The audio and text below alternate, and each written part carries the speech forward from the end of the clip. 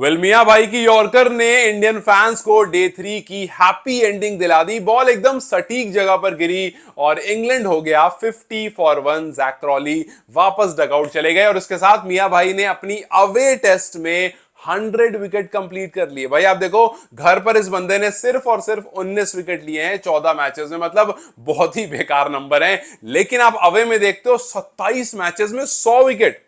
भाई पब्लिक कहती है यार विकेट नहीं लेता बंदा।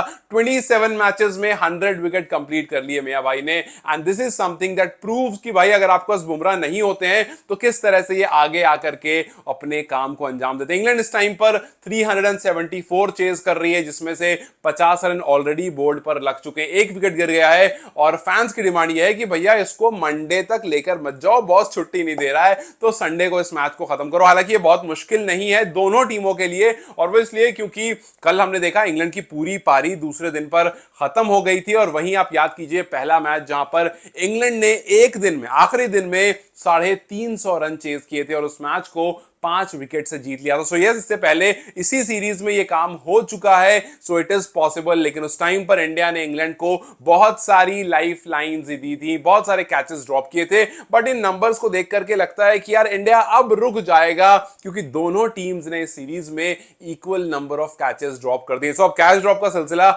यहां रुक जाना चाहिए और ये आखिरी दिन, इस फाइनल टेस्ट का आखिरी दिन तो कैसे नहीं, एक और दिन है, लेकिन हम लेकर चल रहे हैं कि कल आखिरी दिन हो जाना चाहिए। टेक्निकली तो नहीं है, बट फाइनल टेस्ट इस सीरीज का 2 दिन बच रहे हैं। इंग्लैंड 324 रन पीछे है, इंडिया को चाहिए 9 विकेट। एक परफेक्ट एंडिंग हो सकती है जबरदस्त टेस्ट सीरीज की, जहां हमने कांटे की टक्कर देखी, हर मैच को आखिरी दिन जाते हुए देखा। यहां पर पिच थोड़ी उस तरह की बनाई गई थी जहां पर पेसर को फायदा मिला भी, और आखिरी दिन अगर चला भी गया तो बहुत लेट तक नहीं जाएगा। बट यस, एक क्लोज कॉन्टेस्ट आपको देखने को जरूर मिलेगा। बट अब सब कुछ जो है वो इंडियन बॉलर्स के हाथ में है, बिकॉज भैया देखो बैटर्स ने अपना काम कर दिया है। आप बैटर्स की शुरुआत करो, यशस्वी जायसवाल और नाइट वॉचमैन जो कि नाइटमेयर बनकर आया आकाशदीप, इनकी पार्टनरशिप से आज की कहानी शुरू हुई थी। कल जायसवाल ने जिस तरह की बल्लेबाजी की थी वो एकदम टिपिकल बेसबॉल अंदाज था, या जैज़बॉल अंदाज भी आप कह सकते हो। लेकिन आज वाला जायसवाल बिल्कुल अलग दिखा। सबसे बड़ा कुछ अलग दिखा तो वो दिखा आकाशदीप की तरफ से, जो कंप्लीटली आउट ऑफ सिलेबस आया। 66 रन, जिसमें 12 चौके और 107 रन की जो पार्टनरशिप थी उसमें मेजर रोल खुद प्ले करा। वहां से कहानी बदली, लेकिन उसमें चार चांद लगाया रविंद्र जडेजा और वॉशिंगटन सुंदर की पार्टनरशिप ने। आप सोचो, वॉशिंगटन सुंदर जिन्होंने सिराज की जब तक विकेट गिरी थी तब तक उनका स्कोर था 23 बॉल में 17 नॉट आउट। सिराज आउट होते हैं, उसके बाद वॉशिंगटन अपना पूरा रूप बदल लेते हैं। सोचो 23 बॉल में 17 रन आउट होने से पहले, और आउट होने के बाद उसी 23 बॉल में 36 रन बोर्ड पर लगा। उनको पता भैया सिराज आउट हो गए, अब एक ही आदमी बच रहा है प्रसिद्ध कृष्णा। अगर उसके हाथ में ज्यादा बॉल आई तो दिक्कत हो सकती है। सो प्रसिद्ध कृष्णा को ज्यादा बॉल भी नहीं खेलने दी। अगले जो 4 ओवर हुए, मतलब कुछ 25-26 बॉलें फेंकी गई हैं सिराज के आउट होने के बाद, उसमें से सिर्फ और सिर्फ प्रसिद्ध कृष्णा ने 2 बॉल खेली है। बाकी पूरा काम वॉशिंगटन अपने कंधों पर जिम्मेदारी लेकर कर रहे थे। और 53 की पारी, 4 चौके 4 छक्के, एंड ही अगेन शोड कि भैया ये एक प्रॉपर बल्लेबाज है। आप इसको ऊपर लाकर खिला सकते हो, आप इसको ट्राई कर सकते हो, if you are really willing to give him a chance as a batter overseas में। क्योंकि घर पर तो आप इसको जाहिर सी बात है बॉलर्स की तरह यूज करोगे, बट ओवरसीज में आप इसको प्रॉपर बैटर की तरह यूज कर सकते हो। बट ठीक है, हमारी बैटिंग डेप्थ इससे काफी स्ट्रांग हो जाती है। और वो पार्टनरशिप जिसमें 39 रन आए, उसमें 1 रन भी प्रसिद्ध कृष्णा की तरफ से नहीं आए। दिस शोज के किस तरह से वॉशिंगटन ने एज अ प्रॉपर बैटर पूरी जिम्मेदारी ली, और वो लास्ट के कुछ क्रूशल रन बनाए जो इंडिया को एक अच्छे पॉइंट पर लेकर गया। जायसवाल की पारी को आप नहीं भूलोगे, बहुत क्रूशल 118 रन थे, उसी 118 की वजह से आपको अच्छा बेस मिला। बट उसके साथ साथ वॉशिंगटन और जडेजा और फिर जिस तरह से आकाशदीप ने किया, आप उसको भी नहीं भूलोगे। बट हाँ, आप यशस्वी की बात करोगे, आई मस्ट से कि भाई 23 साल का लड़का, आते आते उसने रूल करना शुरू कर दिया है। पहले में शतक लगाया था, आखिरी में शतक लगाया, दूसरे और चौथे में हाफ सेंचुरी लगाई थी। So the way he is playing, ये दिखाता है कहीं ना कहीं कि भाई ओवरसीज में जाकर अच्छी बल्लेबाजी करने वाला आपका जो ओपनर बल्लेबाज है वो आपको काफी ज्यादा कॉन्फिडेंस दे रहा है। और जैसा मैंने कहा कि रविंद्र जडेजा भाई सॉरी, रविंद्र जडेजा इस पूरी सीरीज में he has been that one greatest guy जिसको आप शायद ऑलराउंडर कहने से पहले प्रॉपर बैटर कह दोगे। Yes, he is modern era का one of the best all-rounder. आप देखो इस पर्टिकुलर सीरीज में 10 इनिंग उन्होंने खेली है, 516 रन बना दिए 86 के एवरेज से। भाई एक ऑलराउंडर 86 के एवरेज से ओवरसीज में, मतलब अवे फ्रॉम होम में आकर के अगर रन बनाता है, 500 से ज्यादा रन बनाता है टेस्ट में, 650 प्लस स्कोर। ये दिखाता है कि वो एक मैड कंसिस्टेंसी के साथ चल रहा है। और सिर्फ इतना ही नहीं, ये नंबर सिर्फ अकेले इसको बयान नहीं करते, ये नंबर और बड़े तब हो जाते हैं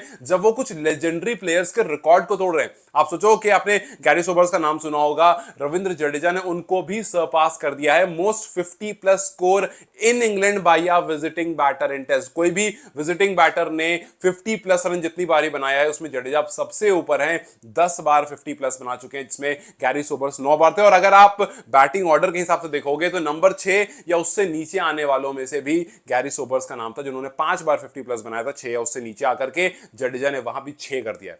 मतलब जडेजा ने नंबर 6 या उससे लोअर में भी गैरी सोबर्स का रिकॉर्ड तोड़ दिया और ओवरऑल में भी उनका रिकॉर्ड तोड़ दिया। He is kind of rewriting the whole allrounder वाला चीज जो मॉडर्न एरा में ना, उसको दोबारा से लिख रहे हैं। और हर बार वो जो बार है ना उसको ऊपर कर रहे हैं। मतलब आप एक बार सेट करते हो ना कि ऑलराउंडर्स ऐसे होने चाहिए तो आप उनको अच्छा बोलोगे, जब रविंद्र जडेजा बार सेट कर रहे हैं वो और ऊपर कर दे रहे हैं कि नहीं इसको अच्छा नहीं कहेंगे, आप इसको अच्छा कहोगे। मतलब जिस सीरीज में आपको उनसे बहुत ज्यादा विकेट्स नहीं मिल रही, वहां पर वो बहुत ज्यादा रन करके दे रहे हैं।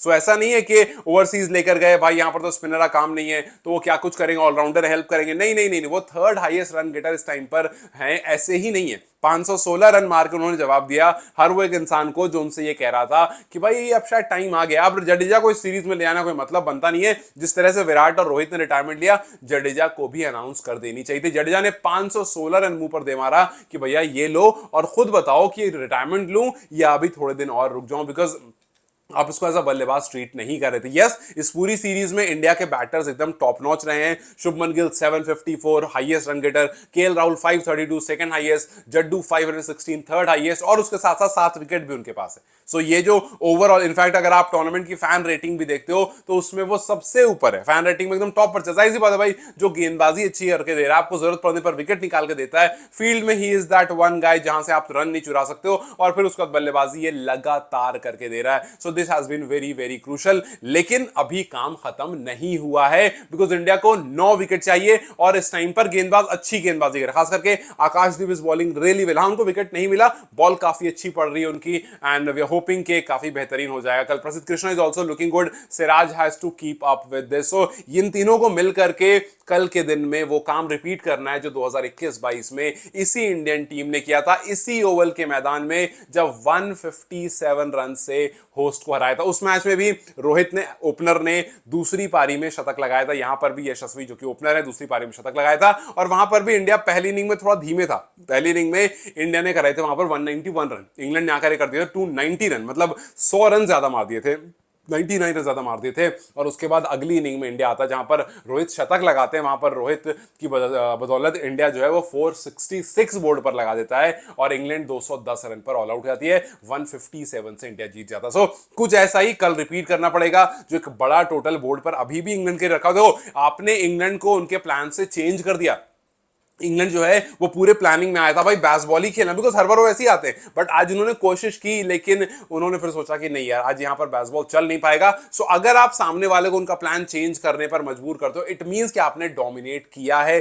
छोटा सा रहा, बहुत ज्यादा देर इंडिया ने बॉलिंग नहीं करी, बट उतना काफी था ये बताने के लिए उस 13-14 ओवर में कि हाँ, उनके प्लान चेंज हुए। अब कल सुबह करके किस तरह से वो अटैक करते हैं, डिफेंस करते हैं, वो तो कल सुबह पता चलेगा। लेकिन अब देखना बस ये है कि क्या इंडिया रिपीट कर पाता है उस 157 रन विन वाली सिचुएशन को। कौन बनेगा इंडिया का इस बार? उमेश यादव, बिकॉज पिछली बार उमेश यादव ने लास्ट विकेट ली थी और इंडिया को मैच जिताया था। अच्छी गेंदबाजी करी थी उस पूरे सीरीज में, उस मैच में खास करके। अब यहां पर देखना बस ये है कि कौन वो अच्छा गेंदबाज बनता है, बिकॉज बल्लेबाज बहुत सारे बन गए। सुंदर ने लगभग 300 रन बना दिए, जायसवाल ने 400 प्लस, पंत ने 400 प्लस, जडेजा ने 500 प्लस। सो बल्लेबाजों ने रन खूब सारे कर दिए। गेंदबाजों में कौन आकर के कल डोमिनेट करता है, और कल कौन आकर के वो इस पूरी सीरीज को जो ड्रॉ करने वाली बात है कि भाई मैच जीतो, सीरीज ड्रॉ करो। और आप इंग्लैंड में आकर के अगर सीरीज ड्रॉ करते हो उस सिचुएशन में आकर के, जब इंग्लैंड 2-1 से आगे था, then this pretty much shows कि आपने कुछ अच्छा किया, खास करके पिछले 2 मैच में। खैर, व्हाट डू यू थिंक, ये सीरीज कहां पर खत्म होने वाली है,